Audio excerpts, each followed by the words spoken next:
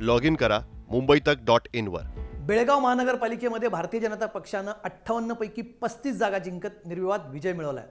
पण बेळगावची जेव्हा गोष्ट येते तेव्हा ही निवडणूक म्हणजे फक्त राजकीय पक्षांमधली लढत असं म्हणून त्याच्याकडे बघता येत नाही. कारण इथे 60 वर्षांपेक्षा जास्त चळवळीचा इतिहास आहे, मराठी माणसाच्या संघर्षाचा इतिहास आहे. त्यामुळे बेळगावमध्ये जरी भारतीय जनता पक्ष एक राजकीय पक्ष म्हणून जिंकला असेल तरी त्याच्याविषयी चर्चा न करता आज या लढ्याविषयी मला चर्चा करायची आहे. म्हणून भाजप जिंकली तर ठीक आहे, पण इथला मराठी माणूस हरलाय का याची आज आपण मुंबई तकवर चर्चा करणार आहोत आणि याची 6 कारणं मी तुम्हाला आज मुंबई तकवर सांगणार आहे. नमस्कार, आपण पाहताय मुंबई तक. माझं नाव कमलेश सुतार. बेळगाव महानगरपालिकेमध्ये सुमारे 60 ते 65% मराठी माणूस आहे. आता एवढं असून सुद्धा गेली काही वर्ष आपण जर बघितलं तर महानगरपालिकांचे जसे निकाल येत आहेत, महानगरपालिकेमधल्या नगरसेवकांचं, मराठी नगरसेवकांचं प्रमाण हे कमी कमी होत चाललेलं दिसत आहे. याच्या मागे नक्की काय कारणं आहेत आणि या निवडणुकांमध्ये नेमका मराठी माणसाचा पराभव का झाला याची 6 कारणं मी तुम्हाला सांगतो. याच्यातलं सगळ्यात पहिलं कारण बंडखोरी. मराठी माणसाबाबत बोलायचं झालं तर असं नेहमी म्हटलं जातं की इथल्या मातीमध्ये, मराठी मातीमध्ये इतर कुठलं पीक येऊ न येऊ, इथल्या दगडावर सुद्धा दुहीची बीजं टाकली तर ती सुद्धा पिकं इथे फुलून येतात. काहीसं असंच बेळगावात झालं आहे. महाराष्ट्र एकीकरण समितीने यावेळेस उमेदवार देण्याचं ठरवलं होतं आणि साधारणपणे ती दरवेळेस चर्चा होते की मराठी उमेदवार असेल तर मराठी माणसाला तिथे निवडून द्यावं मोठ्या संख्येने. अशा एक प्रकारे तिथे लोकांमध्ये अंडरस्टँडिंग यापूर्वी बघायला मिळालं होतं. पण यावेळेस याच एकूण एकीला कुठेतरी नजर लागल्याचं आपल्याला दिसून आलं. महाराष्ट्र एकीकरण समितीने जवळजवळ 22 ते 23 ठिकाणी उमेदवार दिले, पण जवळजवळ प्रत्येकच उमेदवाराच्या विरोधात इथे मोठ्या प्रमाणात बंडखोरी बघायला मिळाली. एकीकरण समितीने दिलेले उमेदवार याच्यामध्ये काही लोकांचा आरोप होता की ठराविक कुटुंबांनाच पसंती दरवेळेस देण्यात येते किंवा ठराविक उमेदवारच ज्यांची जिंकण्याची कॅपॅसिटी नसताना देखील त्यांना तिथे उमेदवारी देण्यात आली, असे अनेक आरोप झाले आणि याचाच परिणाम झाला इथे मोठ्या प्रमाणात बंडखोरी होण्याचा. म्हणजे काही ठिकाणी जर आपण बघायला गेलं तर अत्यंत थोड्या फरकाने मराठी उमेदवार पराभूत झाल्याचं किंवा जिंकल्याचं आपल्याला बघायला मिळतं. म्हणजे उदाहरणादाखल एक उमेदवार आहेत रवी साळुंके, ते फक्त 14 मतांनी निवडून आले. त्याशिवाय वैशाली घाटपांडे नावाचे उमेदवार या 34 मतांनी हरल्या. तर दुसरीकडे अंकुश केसरकर नावाचे आणखी एक मराठी उमेदवार फक्त 40 मतांनी हरले. अशी अनेक उदाहरणं खरं तर इथे बघायला मिळतात. पण बंडखोरी हे सगळ्यात मोठं कारण होतं ज्याला महाराष्ट्र एकीकरण समिती थांबवू शकली नाही. खरं तर एक युनिफाईड कंट्रोल जो असायला हवा, एक पॉईंट पर्सन असायला हवा, असं कुठलीही सिस्टम महाराष्ट्र एकीकरण समितीकडे नव्हती आणि त्यामुळे ही बंडखोरी थांबवण्यासाठी कुठली यंत्रणा त्यांच्याकडे नव्हती आणि ज्याचाच परिणाम आपल्याला बघायला मिळाला की मोठ्या प्रमाणात बंडखोरी इथे बघायला मिळाली. म्हणजे काही वॉर्डामध्ये 3 ते 4 मराठी उमेदवार एकमेकांविरुद्ध उभे ठाकले होते, तर काही ठिकाणी तब्बल 19 मराठी उमेदवार एकाच वॉर्डातनं आपल्याला बघायला मिळाले. आणि साहजिकच आहे, मराठी मतांची झालेली ही विभागणी ही राष्ट्रीय पक्षांच्या पथ्यावर इथे पडली आणि मराठी माणसाचा इथे मोठ्या संख्येने पराभव झाला. कारण क्रमांक 2, भारतीय जनता पक्षाची मराठी स्ट्रॅटेजी.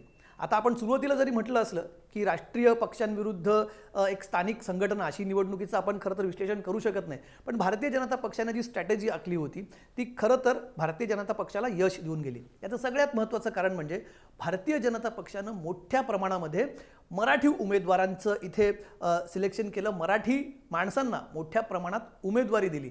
ही उमेदवारी दिल्यामुळे अनेक जण जे खरं तर इच्छुक असतील एकेकाळी महाराष्ट्र एकीकरण समितीकडून, त्यांना एक पर्याय उपलब्ध झाला. भारतीय जनता पक्षाचा राष्ट्रीय पक्षाकडून तिकीट मिळतंय, हे ऑब्व्हियसली एक मोठं कारण तिथे होतं आणि अनेक जणांनी मग भारतीय जनता पक्षाचा पर्याय निवडला आणि भारतीय जनता पक्षाचा मराठी उमेदवार विरुद्ध महाराष्ट्र एकीकरण समितीचा उमेदवार असं चित्र अनेक ठिकाणी इथे बघायला मिळालं. पण त्याच्यामध्ये भारतीय जनता पक्षाची सरशी झाली आणि भारतीय जनता पक्षाचे सुमारे जे 35 नगरसेवक निवडून आले त्यापैकी 17 नगरसेवक हे मराठी आहेत. त्यामुळे भारतीय जनता पक्षाने हे मराठी कार्ड जे बेळगावमध्ये वापरलं त्याचा त्यांना निश्चितच फायदा झाला.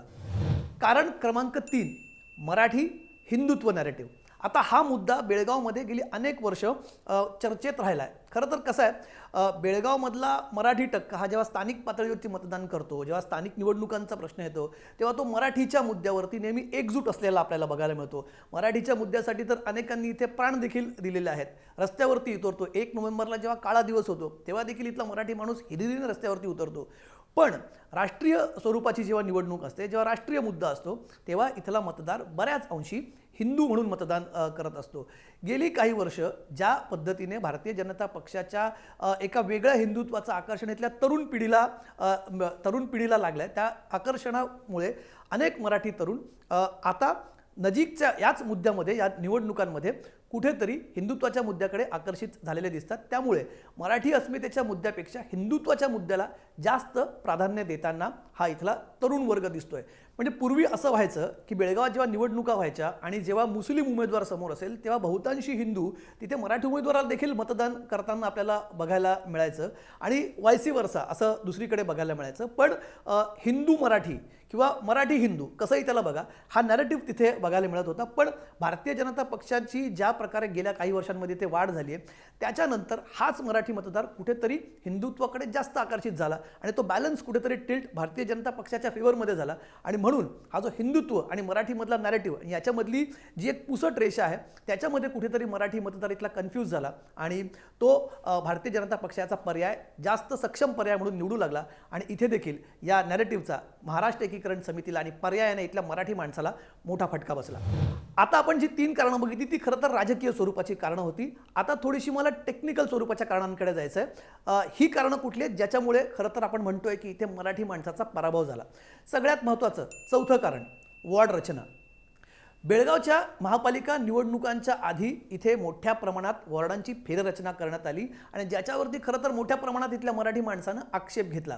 म्हणजे हे वॉर्ड निहाय ही पुनर्रचना करत असताना मराठी माणसांवरती इथल्या मराठी भाषिकांवरती अन्याय झाला असल्याचा आरोप अनेक मराठी भाषकांनी केला. खरं तर वॉर्ड पुनर्रचनेसंदर्भात धारवाड खंडपीठामध्ये एक याचिका पेंडिंग असताना देखील ही वॉर्ड पुनर्रचना करण्यात आल्याचा आरोप इथले स्थानिक मराठी भाषिक करतात. महाराष्ट्र एकीकरण समिती इथे करते. अनेक वॉर्ड अशा प्रकारे रचना त्यांची करण्यात आली की जिथे मराठी मतांचा टक्का कमी झाला.